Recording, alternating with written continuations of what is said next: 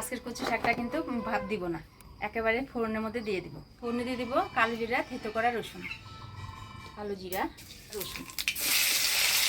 রসুনটা লাল হয়ে আসছে, এবারে কচুর ডাইগুলো দিয়ে দিব।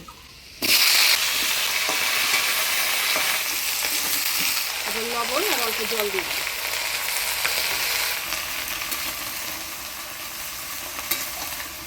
ভালো করে নাড়াচাড়া করে নিলাম। এবার দিয়ে দিব ফাটিয়ে রাখা কাঁচা লঙ্কা আর হলুদ। নাড়াচাড়া করে ঢাকা দিয়ে দেবো।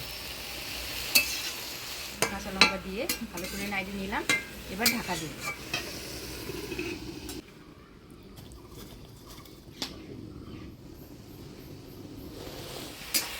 কচুর থেকে জলও শুকায় আসছে, আর কচুর জায়গাগুলো দেখেন কি সুন্দর মজে গেছে।